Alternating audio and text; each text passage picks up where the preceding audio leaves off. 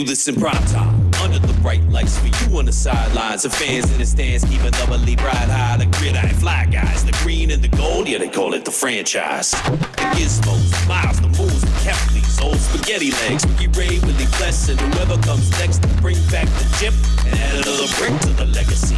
Cause it's double E over everything. Double E is a legacy. Double E over everything. Double E, we rising up.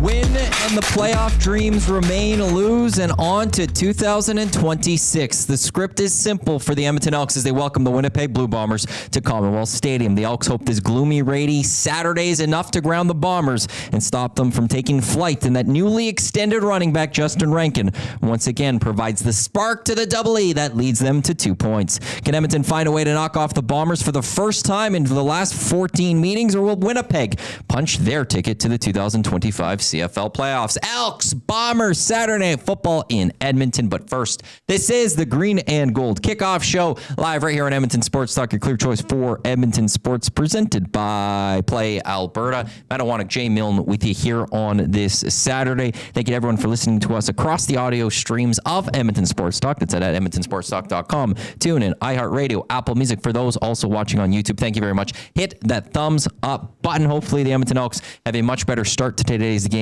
than I did for today's show, because there's a couple little mistakes that happened. But hey, coming off a bye week, checking off a little bit of rust. Yeah, it was a bye week for us too. Don't sweat it. Iwanyk, Jay Milne, as I said, with you. You could get in touch with us, nasty chat, or you could jump into the inbox, 780-218-9999. Mr. Milne, how you doing on this Saturday? Lovely. It's a beautiful rainy day. It's fall weather. I know we're going to get into it.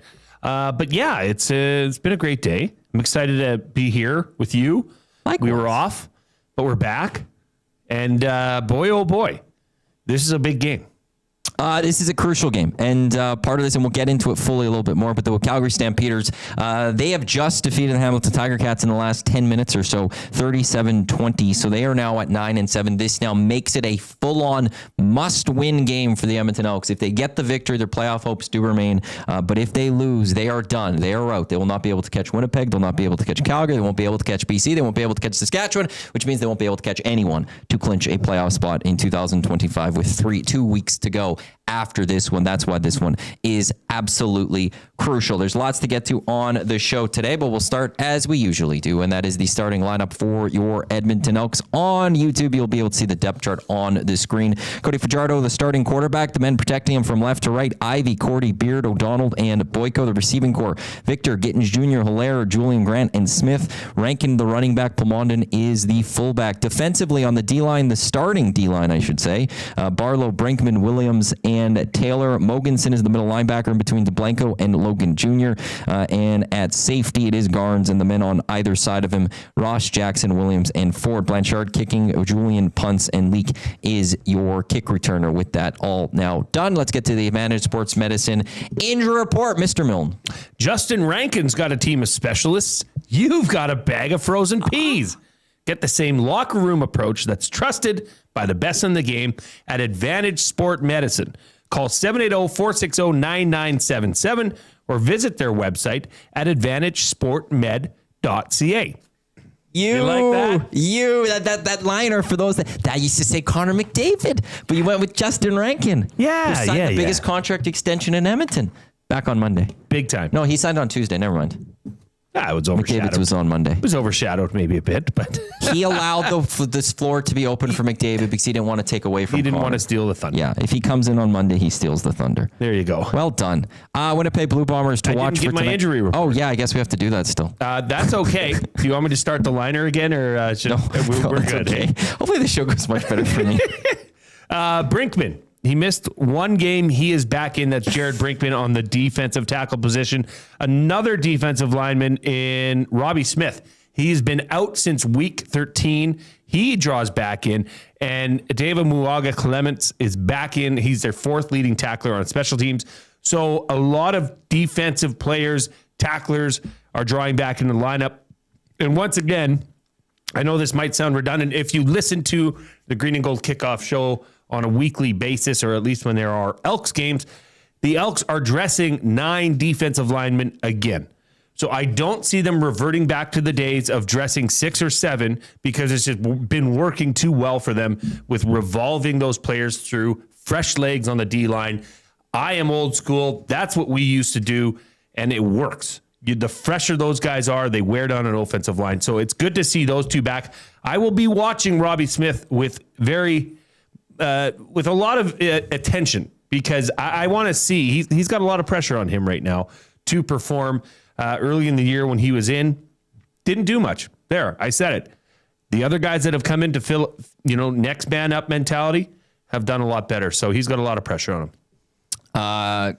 Quickly, Ace, that's at 7 o'clock, Oilers pregame show. It's coming up at 7 o'clock. Myself, Ben Thompson, will get you set with the GCL Diesel Ulstrom pregame show, 7 o'clock tonight when it comes to the Edmonton Oilers. This is on the CFL. This is on the Edmonton Elks. When you look at and that's also why, to the starting lineup, I said the starting defensive line for your Edmonton Elks because that won't be the lineup you're going to see often with the defensive line. Correct. There will be those rotating players, which is they've had a lot of success with this season. Players to watch for the Winnipeg Blue Bombers. Again, those on YouTube, you'll see the depth chart. Zach Collaros, the starting quarterback. Brady Oliveira, running back, great running back, still producing at a very high level, looking to get 1,000 rushing yards yet again. Nick Dembski, it shows game time decision. Late yesterday, they announced that he's not a game time decision. He is good to go. He was expecting a child. Well, his wife is expecting a child. He's at 996 yards receiving this year, so he's only 4 away from 1,000 himself.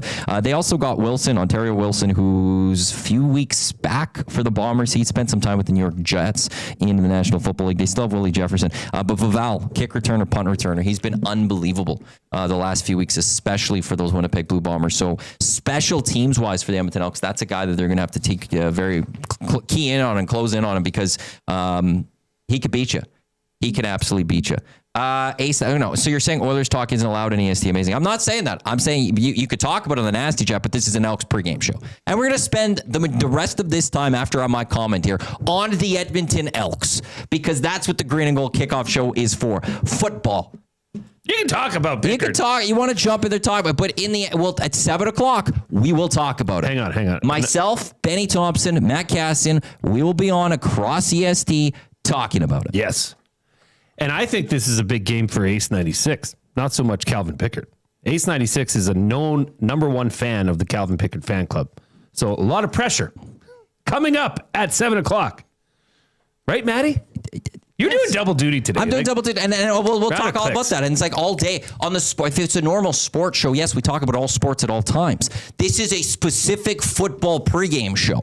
This isn't, change your name from Edmonton Sports Talk if you're not going to talk other things. No. This is an Elks pregame show. How foolish can you be? You want to know something? I'll say that just go away today. How's this, Ace? I don't even want you on the pregame show. Just go away. Come on. Going to then call me out and say like that. I thought this was a sports station. Well, it is. But this is the Edmonton Elks pregame show. Whoa. Fiery. What are we doing here? What are we doing? Would you like to know the weather for today's game? I do. 7 degrees at kickoff, 80% chance of showers here in Edmonton, dropping to 4 degrees, 40% chance of showers as well. Rain in the mix, also possible snow by tomorrow, by the way. Really? Yeah. Tomorrow? Yeah. Oh, jeez. Yep. There's later this week it warms up, but yeah, snow tonight, chance of flurries tomorrow. High for tomorrow's -1. Seriously? Yeah. So, but cool game down tonight. We'll get into the weather as well. So, do you know what this is called? Football weather. This is football weather, baby. To come on the show, Play Alberta Game Day Odds Check. We'll hear from Justin Rankin, the starting running back for the Edmonton Elks, who is fresh off a 2-year contract extension with the Elks. He'll be with this team through 2027. Our keys to an Elks victory as well as prediction. Let's get to the question of the game tonight. I sometimes hate that Twitter only allows so many characters in it. Well, because there's different ways I wanted to explain to write this up, but they only give you 25. As we said, do or die for the Edmonton Elks. Where's your confidence level of the Elks getting to the playoffs? Oh, boy. They are making it is option 1. 2, I have miracles happen. I want to say unlikely, but miracles do happen. So it's not done just yet. 3 is, not looking great. Probably won't happen. And 4 is just outright when's 26 start. Oh.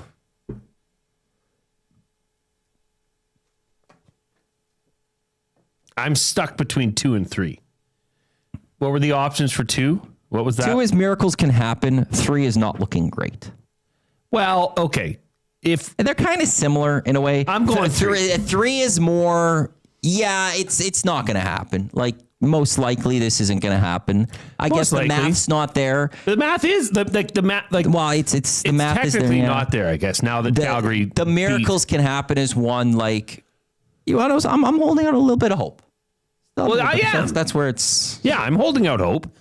Look, all this team needs to do is put one foot in front of the other and focus on every game. They need to win every game now. Well, to jump in quickly and let you continue, Klima's lid on Twitter responded with just win one game at a time. There you go. No one thought they beat the Riders a couple weeks ago. They have a chance. He had the gift from Jim Carrey and Dumb and Dumber, so you're telling me there's a chance. But a game at a time. Yeah. If they win all 3 games, what would you put the percent at if they win all 3 games of making the playoffs? 85. Oh, you'd put it that high. Sure. I'd bring it down to 60. If the Elks win If they win 3 games, they're at 18 points. Which means they come into the playoffs and they've won 9 games and they come into the playoffs and they've run their last 4. Right, but they might not be the playoff team still. They could win all 3 and still might make the playoffs. Oh, I know. But they that's what I'm win saying. 9 games. Yeah, but if they win all 3, what would you put the percent chance in that they are in the playoffs? You said 85. Yeah. I probably would put it at 60. No, the other teams have a lot more pressure. If the Elks win out, They can't catch BC. then they can overtake Winnipeg. Winnipeg, like tonight's game is really it. I mean, I know that's storyline number 1, playoffs. Mm-hmm. But that now with Calgary beating Hamilton, this is the must-win game. If Edmonton loses, it's over. Capital O, capital V-E-R. Over. If they win, they're still not out of the weeds. They need to keep winning. In this 14-point margin, I know what it means. But this team has averaged 6.5 points in their 6 victories this year. That is the winning margin by average.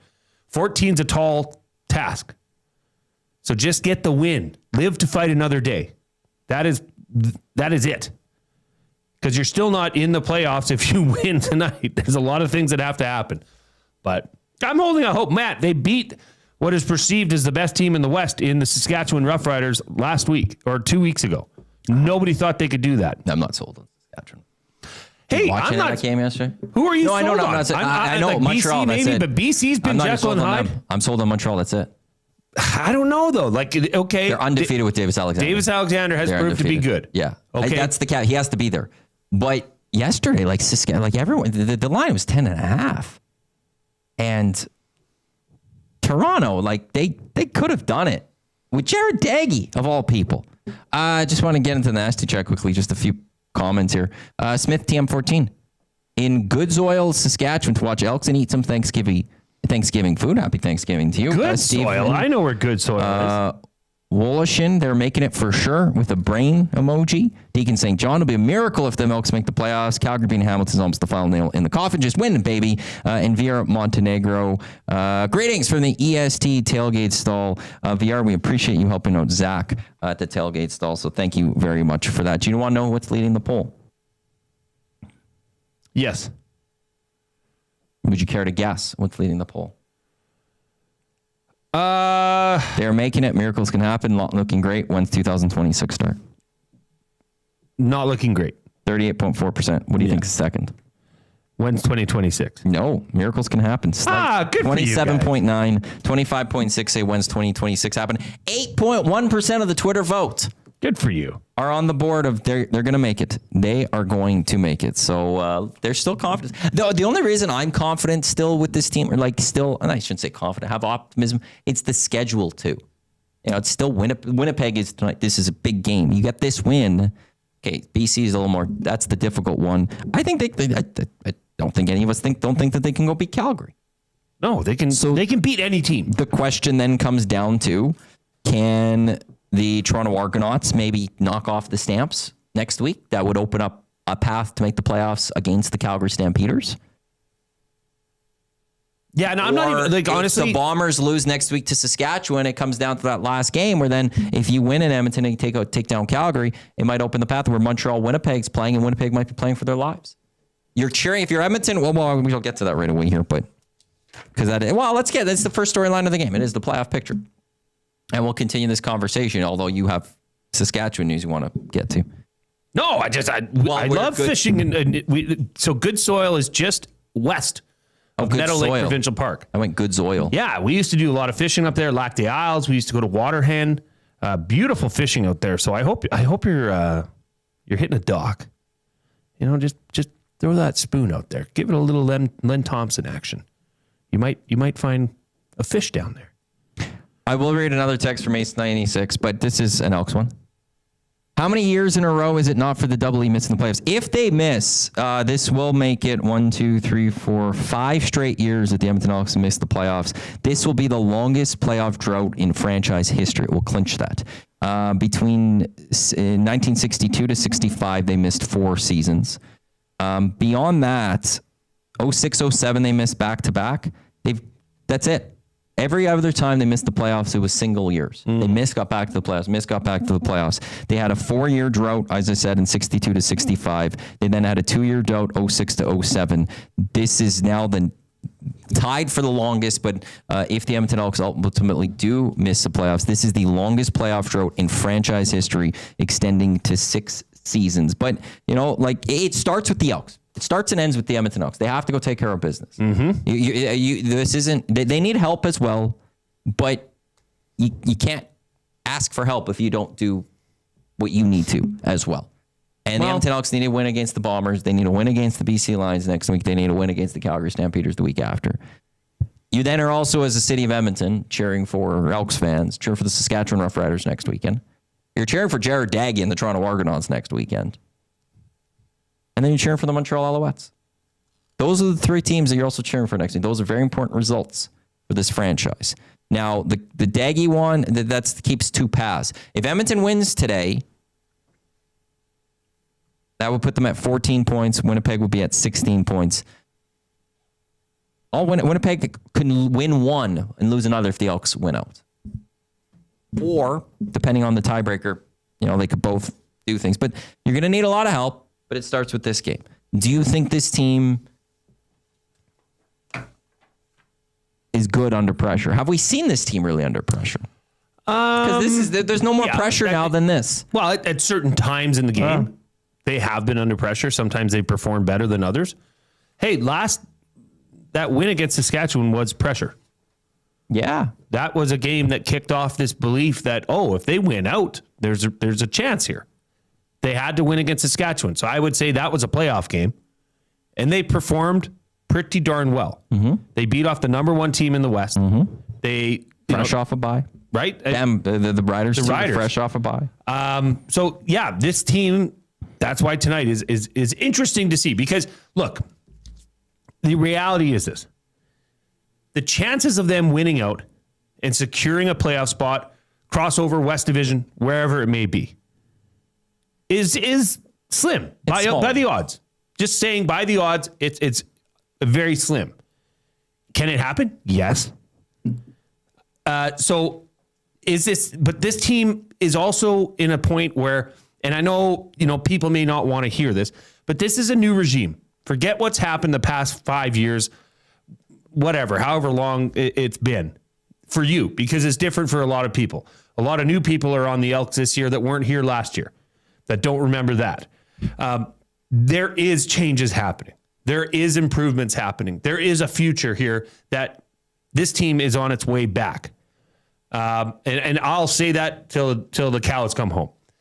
So these games that they're taking on right now, maybe it doesn't go their way now, these are games, these are stepping stones, these are building blocks. Under this new regime, not what was been here, not the revolving door that has been here for the last 7-8 years. This is a new regime. There's a new chief in town that is going to, keep everybody together, right? That's what Chris Morris has said. Well, attempt to. Well, in the coaching staff. Yeah, that part, yes. That side. That's not going to be a revolving door anymore. No. You're going to make adjustments on the field. You have to. But that is, I think positive no matter what happens here. I know I'm having a hard time articulating it, but... Well, and also I'll add to this that it's also nice to 26 because my eye will slowly be starting to turn to 26. So it has been for a while because where the Elks are in the playoff positioning. You know, we could talk about the start of this season and what would have been different, but we could also say like what would have been different had they not lost on those game-winning field goals last second. Hamilton and Toronto, like 2 wins. How significant those both would have been. Heck, even just one of those could have been for this team. But being like this is a playoff game. Oh, it is. Yeah. Right. This is a playoff game, and that's good experience for 2026. Yeah, that's a good point. That's the one thing that you know, for whoever comes back next year, which I think when we look at this, and there will be a day when the Elks, well, unless they win the Grey Cup, one of our post-game shows will be a wrap-up of their season. Whether that's playoffs or not, we're wrapping up their season. We're looking at 26. I think there's going to be a lot of guys will circle on this depth chart being like, oh, hopefully they're back, hopefully they're back, hopefully if they're back, they need to keep this guy.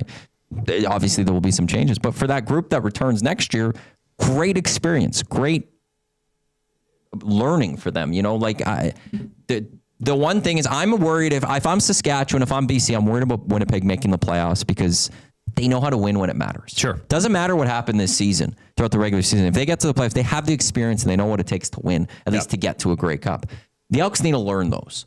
And to have a playoff game in a sense this year is good for them next year. They might end up with the longest streak drought in Elks history, double E franchise history, and 5 straight missed playoffs.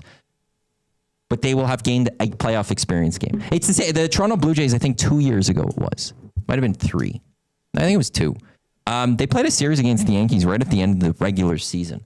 And basically, it was kind of like the winner's going to make the playoffs, the loser's not. Yeah. Yankees ultimately won it and moved on to the playoffs. But you're like, that's experience for this Blue Jays team. If they got that playoff experience that they needed, you take it any way you can. And for the Edmonton Elks tonight, playoff game. That's what it comes down to. If you want to play in the playoffs, you got to win this playoff game that they have.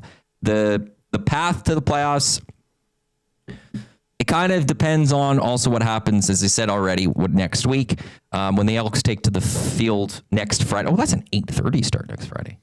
Oh, I just saw that. That is a late one. When they take to the field, we'll have an idea of what's happening with Saskatchewan and Winnipeg. Calgary won't play until this Saturday, but we'll have an idea of kind of where things are going. But to get there, the Edmonton Elks first have to win this game. This game. So that's the first storyline of this game. It is the playoff picture. What's that song? Is that Smashing Pumpkins? Tonight? Yes. That's what the song should be. In the locker room. Isn't that like a grad song or something? I don't know if it's a grad song. I think it was. It kind of gets a little heavy at the end. Billy Corgan's. That's good. I like Smashing Pumpkins. Did you? Some of it. Tonight. Yeah, that's what they should be pumping. Hey, there it is. Yeah. This is it. Yeah, this was not a grad song. No. I can think of other. It sounds so weird coming through my Spotify. I could think of other reasons that it would be applicable, other instances in life. Tonight. Maybe not a grad song, but. No. Also, I just quickly want to throw this out there because I just saw this one on Twitter. Diana Keaton passed away. 79. Really? From Godfather. She was also in films Annie Hall. Oscar-winning actress. She passed away at 79. Rest in peace. Well, in the playoffs, you're talking about playoffs. The crossover is happening. This is the first time it's happened since 2019. Elks went to the East Final. It's official. It's the 13th time it's happened. 13? 13th since 1997 when it was introduced. Well, it was introduced in 96. But the Elks have done it a lot. Well, and this goes back to the same thing. Like, the Elks have done it 4 times. When is this just going to become one division? You want to know? So I accept that. I love the fact though that the CFL has a crossover though. They have to initially, but. You literally have to. I know, but there are other times in other sports I've seen where you're like, well, it's too bad this team's missing on the playoffs and this team's making it in or something like that. I've seen bad divisions get playoff teams in the NFL but right now deserve it. I'm just saying, I give credit to the CFL back in 96 or whatever it was, put this in place. Yeah, that must have been like head scratching back then. The fact that they're saying, if a team on the one division is better than third place and below in the other division, they get to take that playoff spot. Screw it. You don't get to just be in because it's your division.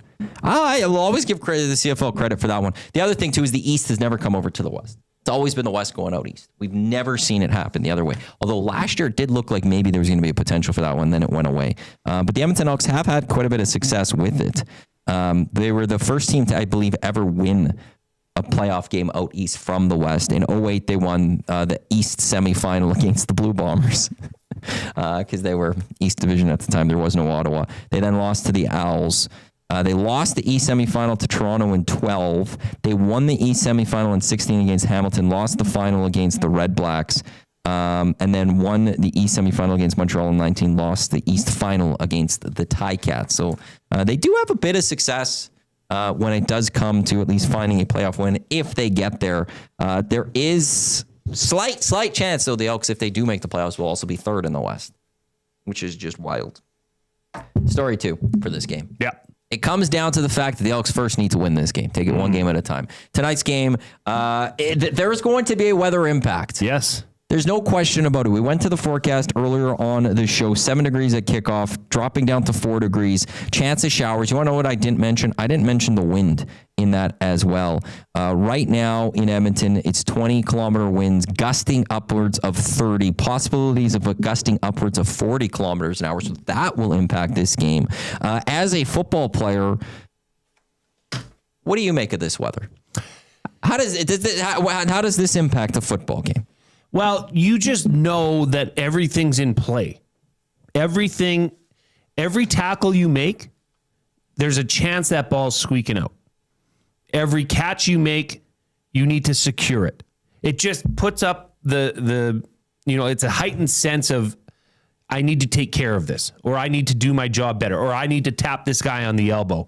When you know what I mean? Turnovers happen in these situations. It's windy, it's slippery. It's not a downpour, but it's wet enough to affect the ball, right? So this is when, as a defender, you need to really have your senses going towards finishing tackles and making it tough on Oliveira. Any receiver that touches the ball, you're tackling with purpose. You're tackling with your hands on the ball, trying to jar that loose. Field position. Field position could come into play. I mean, you're saying gusts of up to 40 possible gusts up to 40. I also just was on Environment Canada right now. They're putting it at an 80% chance of Edmonton. So that's not Commonwealth exactly, but 80% chance of showers throughout the game. Yeah. So like before it was like maybe going to taper off throughout the game. Now it's like, I'm just looking at the radar right now, and it's kind of not hitting Edmonton right now, but there's a chance that there is a decent storm that could potentially hit still. Right. But yeah, so, wind gusts, yes, of upwards of 40. I mean, it is what it is. Are they going to go away from the pass game? No, not at all. But when the ball is in play, it's in play more than it usually is on a sunny and 17 day, like in Labor Day or the rematch. Different things come into play, and the wind. Against Saskatchewan, Edmonton deferred at the start of the game, and then they took the wind in the fourth quarter. Yep. You might see something like that happen with 30 to 40 kilometers per hour gusts. You might want to have the wind at your back in the fourth quarter. How does this do on the body when it's colder? Oh, you don't feel that? No. Doesn't. You're hot. Yeah. You're warm. You're ready to go. Your juices are flowing. You're in the game. So it's not that, you're not standing there like, oh, I'm cold. You're shivering on the sideline. You're just engaged in the game. Once you're done through warm up and you're out there, it's on. If this game comes down to running backs, we got two of the best going at it. You got Brady Oliveira, who's just been a legendary running back for a few years now. He's looking for 1,000 rushing yards on the season, all-purpose yards this season at 1,458. Justin Rankin, he's the Elks' little spark. He's the little motor that runs this Edmonton Elks offense. He's at 838 rushing yards, but all-purpose yards, he's at 1,471. He's played 2 more games than Brady, but he has got more all-purpose yards. I'm a big fan of the running back. I grew up, with like Jamal Lewis with the Baltimore Ravens and stuff. Yeah. I love the idea that we're getting this type of matchup. Justin Rankin versus Brady Oliveira. Tingles down my neck. And partially it's because I just saw that I rewatched that 30 for 30 when they celebrated that championship team, the Baltimore Ravens. I've never actually watched that. Are you serious? It's on my PVR, and I never clicked. Oh, Maddie, please, tomorrow, Thanksgiving. It's good. Bullies of Baltimore, something like that. Yeah. Baltimore Bullies. Yeah, it's amazing. this is now. Can you say Justin Rankin's as good of a running back as Brady Oliveira? Maybe not. Not all yet. purpose wise. Yeah. And truthfully, the Elks don't use him or have the players to use him as a full-time running back. He didn't have the old line has taken a little bit of a hit with Winnipeg the last couple of years, but for a long time, that Winnipeg O line was the class of. Well, how many games? So that helped Brady for a couple of years to get a lot of yardage. I think Rankin could get there still. Sure. If he was playing behind that Blue Bombers O line from a couple of years ago, he'd be a guy that's up there. I see similarities in these two guys. Not in terms of their look. Brady's a bigger body who just has that speed. Rankin's a little smaller, I think, if you compared them. But Brady has always been a solid running back for the Bombers, both catching the ball and rushing the ball, the all-purpose yards. Yep. And Justin Rankin will challenge him for that for a number of years, I think. Coming in as a guy that, don't always look at, I forgot what we do. We'll have to do it after this. Play Alberta Game Day Odds Check. They're both just playmakers. Yeah. They're both guys that you can shut them down in one facet of the game, but they still could beat you on the other. And that's why I'm fascinated to watch this, because it's just, to me, in terms of what they do for their teams, very similar running backs. Mm-hmm. And this is going to come down to it. And it's wild to me to say this. It's not going to be wild to you for saying this based on how you started this season. To me, Brady is still the better running back, but Justin's not far. Justin might be the better offensive player. Brady Oliveira might be the better running back. And I don't mean that as a slight to Justin Rankin. He just doesn't have the opportunities. I mean, the Elks are the worst in the CFL in attempted runs. Yet it seems like every first down they run the frickin' ball. You know what I mean? So, but you look at Justin Rankin and Oliveira's, yards per carry. Brady Oliveira's at 5.6. Justin Rankin's at 5.5 yards per carry. Yet, when you look at 20-plus yards runs, which are considered big plays, Justin Rankin leads the CFL in big plays, and in rushing, he has 11. Brady Oliveira has 5. So Justin Rankin has the home run capability, where Brady Oliveira is just somebody that's just going to be, it's like a drip on your faucet. It's just going to be there, and you can't stop it, but you can try and limit it as best you can. So that'll be an interesting storyline to watch, because we said we'd have shirts made for this. Yeah. Rankin the damn ball. Ranking the damn ball. Right? Stay tuned for 2026 for EST. Well, do that, but do it, and because that was my MO. Run the ball. Well, they can't run the ball that well all the time. They have run the ball at times, but they're not a ground and pound kind of team. So please access the excitement part of your offensive playbook. If you have a binder, Jordan Maximic, and it's got tabs, and one of those tabs says exciting plays, access that, look for the one that starts with number 5, player number 5, Justin Rankin, and just run those. Get him involved in the screen game. Get him involved. Hey, run a counter. Like, I feel like I'm on repeat all the time, but it's not that hard. Get him the ball in space. He'll do good things. Ranking the ball. Doesn't have to be running. Ranking the ball is just ranking the ball. That's why it's so special, is because we're not saying run. Just get the ball in his hand. Feed the Rankin. Stay tuned for 26. It might be later this year. Some plans for some things that I have Christmas working gifts? with EST. We have to get to a third storyline of this game, but I forgot to do something. Also, my brother just texted me. I guess my nieces are watching right now. It's a picture quickly of them watching us. Hello, nieces. So, Hallie and Mila. Hi, if you're still watching. Hello, Hallie and Mia. I don't know if Savannah's watching as well. Mila. What did I say? I said Mila. Did you? Yeah. Oh, okay. Well, hi, girls. Hi, girls. Hi to everyone else as well. Apparently, Zach sold a scarf. Tube Socks text me. Zach sold a scarf at the tailgate. Hey. We have to get to a Play Alberta Game Day Odds Check, and we'll get back to our third storyline of this game, because we got to talk about our EST special that we have up there. But for this game, Play Alberta, playalberta.ca. Download the app. New and improved odds for all North American leagues, major leagues this year, including the National Football League. The Edmonton Elks 3.5 underdogs. They're plus 3.5 52.5 going into this game. Over under for this game dropped down 52.5. Yesterday was 53.5, I believe. It's now down to 52.5. The Elks straight up on the money line is plus 133. If you click on EST special, JMAT's big play of the game is up. It is live. We've got the Edmonton Elks plus 7.5. We've got 50 plus total points in this game. We got Julian Grant 30 plus receiving yards. Gittins Jr. 30 plus receiving yards. Cody Fajardo just one passing TD. That is plus 225. It is boosted there. A very nice. We did a play similar to this last game. It hit. Kind of going back to the well. Move some things around, but a very reasonable play. You know, there's 1, 2, 3, 4, 5 legs to this, but nothing outrageous. No. Nothing outrageous. We've teased the line enough for all of these plays that they should be attainable. And I'll tell you one thing. If the Elks win, this hits.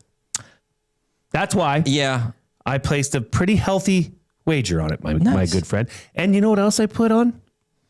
I said, screw it. You went money line? Yeah. I'm a money line guy. I got it at plus 141 yesterday. So that line has moved in favor of the Elks. I think Huss said like the Elks in like the last like 7 or 8 or something, like have only against the spread. Against the spread, they're 7 of 8. And well, 7 and 1. They've covered 7 times in their last 8. Yeah. Pretty good. So plus 3.5. I'm feeling really good. Well, yeah, that's not bad. That could mean a win, Maddie. Yeah, they're both watching. Denny Huber. Savannah's also watching. There she is. Oh, she's so sweet. Denny Huber says, need to run from 5 wide more. Spread out the defensive box, open more lanes for Rankin. I like that comment. I do agree with that. Getting guys outside, not having, there is a time and place, and I've been very cold and hot on the introduction of a 6th lineman as a fullback. It has worked in the past, so we can't just say poo-poo that, but it hasn't worked as well as I think they've wanted it to. So instead of that 6th lineman, bring in a 5th receiver, get everybody spread out, and that would probably open up some running lanes because you have to acknowledge that there's a 5th receiver. You have to move somebody out of the box in terms of a linebacker. So especially on first down. Like Denny Huber, you might have made a really great point on first down. Because what do they always do on first down? They run the ball straight up the middle. Some sort of a read option run that everybody knows is coming. Not to say these girls aren't very educated football fans, but that little baby that's still in diapers that you just showed me a picture of probably knows that the Elks are running on first down. They need to get a little bit more creative. And oh, by the way, and I meant to bring this up in the first point as playoffs, given this is a playoff game, do you think that this is the time for a little razzle dazzle, a little pizzazz, a little something that we haven't seen all year, whether it be on offense or on special teams? I'm actually surprised we haven't seen anything really on special teams this year. When you look at a couple weeks ago with the Hamilton game and they were punting from the midfield or whatever, I actually thought maybe there was a chance we would see something. I think it depends on where you are in this game, but there is no tomorrow. Yeah. There's no, there's a potential that there's no tomorrow. So I don't care about the BC game. I don't care about the Calgary game right now. If you need to pull something out in the third quarter to try to get a spark or get a play, or even in the second quarter, just do it. Don't try to hold on to something right now. Use whatever you have in your bag because you need to find this victory. If they're doing well, if the Elks come out to a strong start, have a nice lead, I think you just go about as is. Mm-hmm. You save whatever you need for another game.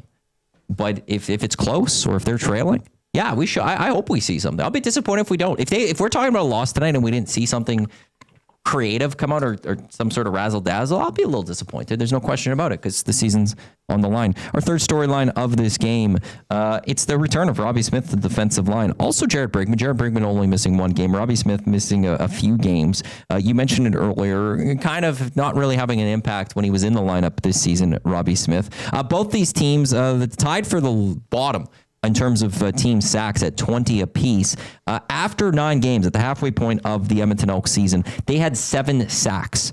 In their last 6 games, they've had 13 sacks.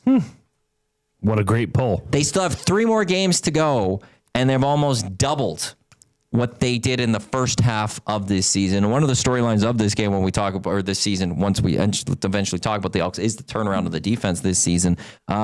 But I am very fascinated to watch Robbie Smith. This is the highest paid defensive player in the Canadian Football League. Not on the Elks, in the Canadian Football League. He was very, in many games, didn't notice him. Expected a lot better from him. I think having more of an impact on him. This is a guy that might be playing for this job with the Edmonton Elks going into 2026. And I want to see that from him. I want to see that fire. Like, he should know that himself. He should know that, look, this defensive line has been fantastic ever since him and Jake Serezna have left. You know, when we went into the Labor Day rematch especially, we were like, what's going to happen to this D-line? They're out so many guys. And that's when they all of a sudden started doing great things. Robbie Smith should have noticed that his defensive line, the next man up, they're doing some great things. And if you want a job for next year where you're still going to be a highly paid player, you're going to need to have an impact in these final 3 games. I'm fascinated to see what we get from Robbie Smith. Part of this is he isn't listed as a starter in this one. So clearly still a little banged up, I would have to say. That's clearly banged up or clearly being outplayed by the that's another great question. Step up. I think if you're paying him that money, like, you could still have the rotation there. That's already gone. I know, but Noah Taylor has come in and disrupted at that defensive end position. I am not surprised to see Robbie Smith coming in a backup role. He'll still be needed because now it's by committee. Yes, but that's why I thought you'd start with him. No. Really? Why would you do that when Noah Taylor's done nothing but ball out for you? Because he's going to get back out there. He's going to have his playing time. That's okay. Robbie Smith needs to look at that and say, okay, I need to be better. This is his 6th year in the CFL. This is Noah Taylor's first. Okay? This is now where Ed Hervey's looking down from wherever he sits in Commonwealth saying, okay, this might as well, this defensive end position might as well be a tryout for next year at this point. Because if you're telling me that Robbie Smith, God bless him, great guy, has underperformed, he would tell you that himself if you asked him that question. Have you performed to your greatest capability? No, I haven't. This is an off year for him, okay? But if you're going to be the highest paid defensive player or highest paid player in the CFL outside of quarterback, you need to have as many sacks in as many games as you've played. That's a fact. He has 0 thus far. Noah Taylor has come in, a relatively unknown person, by the way, at I don't even know a fraction of the price. But that's what happens. That's what happens in the CFL. So I'm really going to be interested in watching Robbie Smith tonight. Like you said, I think there's a lot of pressure on him to perform.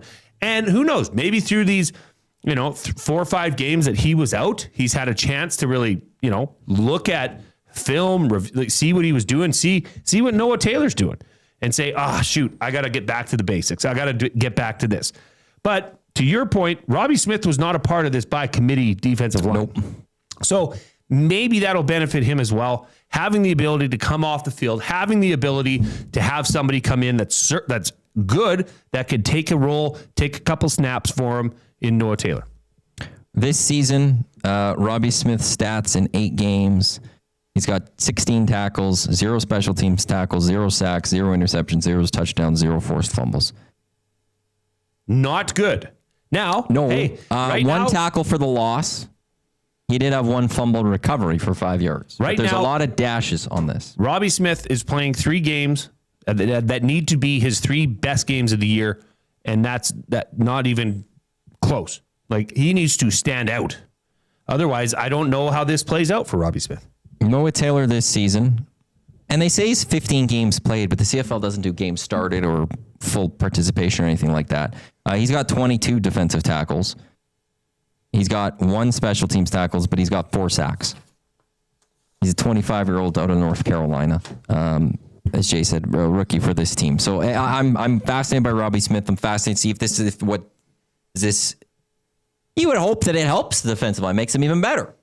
Well, but there's a chance that this could also disrupt this offense or defensive line that has been playing so well too, and that would be a big concern if we sit there and go, you want to know something? This D line wasn't going well tonight. Well, and they've got their work cut out for them because in that Week 17 victory over Hamilton, Winnipeg didn't allow a sack or turn over the ball for the first time since 2023. Clubs have a 105-8 record when doing that. I'm not surprised. They had 7 possessions, Winnipeg did last week. They scored on 6 of them. So, but here's the thing, Maddie. We've said this about a lot of these teams that we don't know who they are. There's a lot of Jekyll and Hyde in Hamilton. Yes. In BC. Yes. In Saskatchewan. Yes. And in Winnipeg. And in Calgary. So this might be the time to strike and get Winnipeg on an off night. Or just finally say that Edmonton is good. Well, that's the other part. You don't even need them on an off night. What I would love is actually if the Bombers aren't on an off night and the Edmonton Elks just beat them. Just beat them. Beat them by, 14 points. That would be the season high in winning margin for the Elks. Previously, it was 12. I should have been higher in that one because I believe that's the Ottawa game, the first meeting against Ottawa, which they allowed a comeback for a period of time. That should have just been a dominating victory. Fortier's referencing there, and just put the tiebreaker. If the Elks win tonight, there'll be a split 1-1 series between the Elks and the Bombers. That is the first tiebreaker. Then it goes to margin of victory or points, I guess, for versus against differential in the 2 meetings. Winnipeg defeated Edmonton back in June by 13 points. So the Edmonton Elks will need 14 points because there are only 2 meetings. Just to throw this out there when it comes to the playoffs, if the Elks beat the Calgary Stampeders in the last game of the season, that will win the season series for the Edmonton Elks against Calgary because they played 3 times. They won 2. Calgary would have won 1. That's your difference. But when it's 1v1, it comes down to point differential, which is a big part of this game too, because if you're the Edmonton Elks up, and I know you talked about this a little bit with Reed yesterday too, if you're up late, there's the question of how do you preserve the victory, make sure that you get that victory, but also not try to go get that 14 and that balancing act. Because, at the end of the day, the Edmonton Elks have to play the full 60. There's no taking a knee in this game almost. But I know you throw in a scenario where it's late and they're deep in their zone, and what do? Let's say there's 40 seconds left. They're on their own 30, 40. And do you just kneel it out and be happy? You're not kneeling it. You're not. But you're going for 14 points. But then also it's like, at which point do you start going for third downs? If the Edmonton Elks are up by No. This is a totally different situation. They do not go for third downs unless you're down. If they are winning. If you're up by 9 points and you're at your own 35 and there's about 40 seconds left. Like there are scenarios here where we're part of this game, and Mark Killam is going to have hopefully thought it all out, that there might be a situation in this game where the Edmonton Elks will be up, and you have to consider, do you go for a third down? Interesting. I mean, let's just hope they're in that situation. I'll throw another one your way. Like if you're up by, I guess it would be 11 points. No, I'd have to 10 points, and you're at the Winnipeg 14 or something.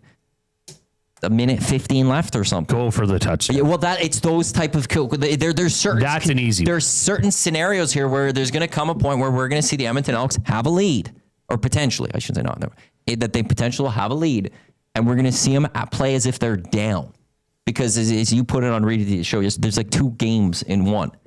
There's the game result, but there's also the season series result that is going to be played for, and that's going to be a big factor as well. Hey, if the Elks can win tonight and win by 14 or more points, huge. I am coming in here after, and I am a happy man, because they did everything they could today to secure or solidify or increase their chances or odds of getting into the playoff. What's coming up on Edmonton Sports Talk still? We're going to hear from Justin Rankin in a bit. We got our keys to an Elks victory prediction as well. 7 o'clock, GCL Diesel Holstrom pregame show. Myself, Benny Thompson, as well as Matt Casson. We'll get you set for the Oilers' second regular season game of the season. They're hosting the Vancouver Canucks down at Rogers Place. The Edmonton Oil Kings just had a game down at Rogers Place. I should figure out, people could be doing the triple header today. People be going Oil Kings, Elks, and then the Oilers. Oil Kings defeating, who is this? Moose Jaw Warriors, 4-1. Now the Elks are up next here. We should have done a Play Alberta. We should have seen if we could have done something like shoot. The Edmonton trifecta. We can still do an Edmonton. You'd have to go quickly on that. We can't do it for an EST special. But we'll have the GCL Diesel Holstrom pregame, so 7 o'clock. Then Jay and I will have the Green and Gold Green and Gold post-game show for you at the conclusion of the Elks game against the Bombers. And then Tommy will be back with Benny and Cass with the GCL Diesel Oil Stream post-game show once that game concludes. So we got you fully covered right here on Edmonton Sports Talk. Still time to message us. Nasty Chat, 780-218-9999 is our inbox. But let's hear from the running back, Justin Rankin, who signed a 2-year contract extension with the Elks this week. He'll be with this team through 2027, likely the team's MOP at the end of the season, which means I need to take Jay for prime rib dinner at River Cree. Here's Justin Rankin speaking to the media just a few days ago. Tell me about, you obviously signed here this week. Just tell me about how it feels. Yeah, it's awesome. It's a real blessing. All my things goes to God. He put me in the right situations and gave me the ability to be able to take advantage of that opportunity and, even being a talk for a contract extension. So, it's huge. I'm in a city where, they're embracing me. They enjoy me. They're welcoming with open arms from the moment I got here. So, I'm very grateful to be back. You were cut by this organization, whatever, a year and a half ago. Is it kind of crazy to go from that to this? Yeah, it is. A lot of guys have asked me that, and it really is. But, that's the business, right? Like, you can sit here and say it's crazy or it's this or that, but that's part of the business. Like, they didn't really know who I was. They didn't know what I was bringing to the table. I came out, put my best foot forward. But there's a lot of guys here. There's a lot of established guys that were already here, right? So, it's a tough situation, right? But when we all sign up to play football, especially at a professional level, that's what comes with it, right? Is being cut, being released. You might get picked back up. You might get cut again. That's just what you got to be, prepared for, ready for, and kind of live with that. But you guys are in basically must-win territory for the most part here, heading down the last 3 games. Winnipeg this week. What's your mindset personally facing the Blue Bombers this week in terms of, just needing the win and kind of how you deal with that? Yeah, just making sure that, I'm helping the team out in any way possible, right? I'll continue to say it. I say it all the time, like the team that makes the least amount of mistakes, they normally win, right? And, that's the goal, right, is to make sure that we're all staying after, doing the lonely work, getting in our playbooks, watching the film, making sure that we just make less mistakes than them, because that's a good team, right? Like, they've been to, 5 Grey Cups in the past, 5 years, whatever, like that's a team that knows how to win, especially when they get to the playoffs.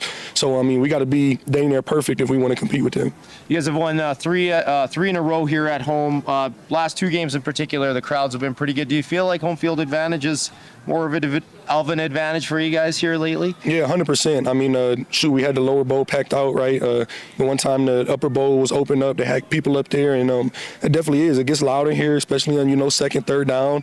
So I definitely think it's a home field advantage. Like I always tell people, I think that this could be just like a Winnipeg or, Saskatchewan, like one of their stadiums. Just like you go to one of them stadiums, you in for a game, right? It's not just the team, but the crowd as well. So, I definitely think that the product that we're putting out in the field is allowing people to be in the stands more. There's Justin Rankin, as I said, signing a new contract extension with the Edmonton Elks, keeping with this team and through 2027. Team has to thank G.R. Simon for keeping Rankin there, bringing him back at the end of last year. Then he blew up, and now he's to me, he's actually should be the face of this franchise moving forward because of the personality he's got with him too. Yeah, like he should be all off season, wherever they can, getting him out there as much as he can on camera, wherever they can, on microphones, wherever they can, and putting him on billboards and stuff, just because of that personality he's got. He's a great interview. Yeah. And he loves his city. Yeah. It's really cool to see these people that come in from all across the United States, and they come to little old Edmonton. And we had OJ Hilaire on our show during the bye week, and they just love the city. They just love the people here, love the atmosphere. So Justin Rankin's here to stay for at least the foreseeable future. Let's get to our keys to an Edmonton Elks victory. Jay, you've got 2. Where are you starting with? Well, I don't know which of these are more important, but I'm going to say finish the game as my number 1 key to the game. If you have the chance to put it away early, don't take the pedal off the gas. Put it away. Win the game. 9 of their 15 games have been last 3-minute, 1-possession games, of which they're 5-4. Not a great record. If they were 8-1 over those 9 games, I would have a different feeling about this. Don't put yourself in that position. Put the pedal down and don't let them back in. And, not to make an Oilers reference, but do the opposite of what the Oilers did in their season opener, right? They're up 3-0, start to relax. Calgary takes the life out of the arena, and lo and behold, you end up losing the game. Don't let that happen. Finish the game. The Winnipeg Blue Bombers are the best rushing team in the Canadian Football League. The Edmonton Elks are actually one of the better rush defense teams in the Canadian Football League. To me, this is kind of, I've got two as well. I've got a second one later. To me, a big part of today is going to be, having the better running back, having Rankin over Brady. And to do that, you have to contain Brady Oliver. I'm not going to say shut down Brady Oliver because you're not.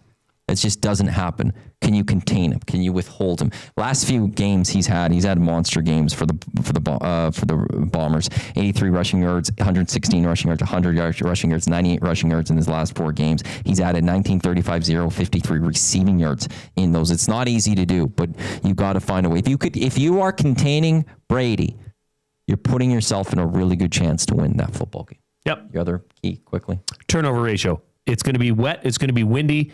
Edmonton is third in the CFL, +6. That is a good thing to be third in the CFL in the turnover ratio. Force Colaros to throw an interception, take away the ball, put points on the board. I think whoever wins tonight's turnover ratio wins the game. This is just because of history, and it didn't even actually happen back in June. So hopefully they do this part from June's meeting between these two clubs. I've seen it too often, though, is the Winnipeg Blue Bombers have beaten the Edmonton Elks 13 straight meetings. Way too often in those, the Edmonton Elks have fallen behind early, very early. And what happens is it's a blowout. It's a runaway. The Bombers get confidence. Dembski's catching touchdown passes because he seems to be an Edmonton killer. Brady's rushing that ball. They have no answer for him. And the Elks fall behind, and it just collapses underneath them. A strong start. It's not as much even offensively putting up points. It's just making sure you're not down big early. Because then I've seen that story way too many times. Yeah. That's the way I go. Your prediction. 35-21 double E. Edmonton Elks, Winnipeg Blue Bombers, a must-win game for the Edmonton Elks. Win, their playoff lives remain going into next weekend. Lose, and they are done. We're talking about 2026. Thank you to everyone for tuning into the Green and Gold Kickoff Show live right here at Edmonton Sports Talk, your clear choice for Edmonton sports.